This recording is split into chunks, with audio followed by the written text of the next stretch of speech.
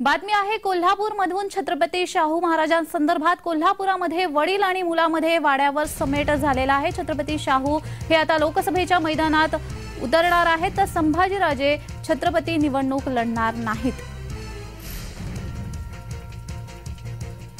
छत्रपती शाहू हे लोकसभेच्या निवडणुकीमध्ये उतरणार आहेत, मात्र संभाजीराजे छत्रपती हे निवडणूक लढवणार नाहीत।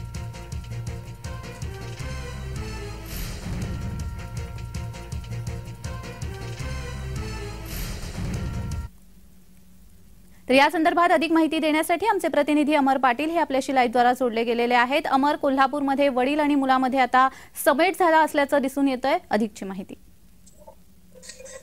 गेल्या काही दिवसापासून छत्रपती संभाजीराजे हे निवडणूक लढवणार असं सांगत होते। स्वराज्य पक्षातूनच ते निवडणूक लढवणार असंही सांगत होते, परंतु आज सकाळी अचानक त्यांनी सांगितलं की कोणत्याही प्रकारची मी निवडणूक लढवणार नाही, माझी स्वराज्य संघटना कोणत्याही प्रकारची निवडणूक लढवणार नाही।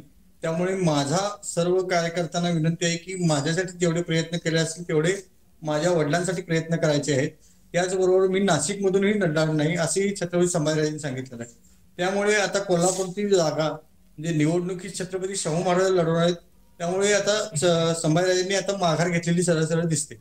जी अमर, छत्रपती शाहू कोणत्या पक्षाकडून आता ही लोकसभेच्या मैदानामध्ये उतरणार आहेत?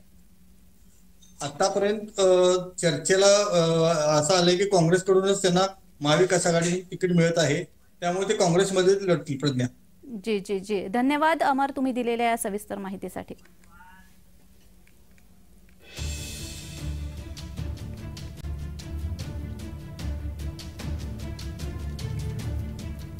छत्रपती शाहू हे आता लोकसभा निवडणूक लढवणार आहेत, तर संभाजीराजे छत्रपती निवडणूक लढवणार नाहीयेत।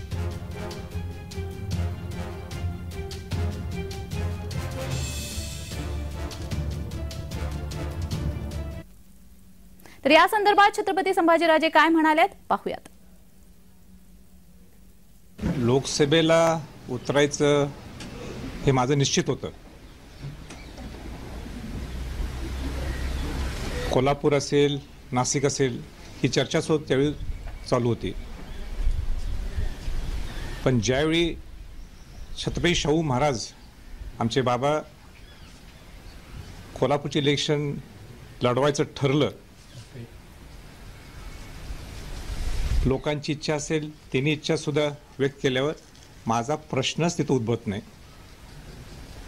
माझे वडील मोठे महाराज हे माझ्यासाठी सर्वस्व आहेत आणि म्हणून मी आमच्या सगळ्या सहकार्यांना सुद्धा सांगितलेलं आहे, मी जर इलेक्शन लढवली असते, मी 100% दिले असते, तर महाराजांच्यासाठी आपण 1000% कष्ट करायला पाहिजे। महाराज एक अभ्यासू व्यक्तिमत्व आहेत आणि त्यांचा अनुभव हा निश्चितपणाने कोल्हापूरला एक वेगळी दिशा दाखवणार, याबद्दल काय शंका नाही।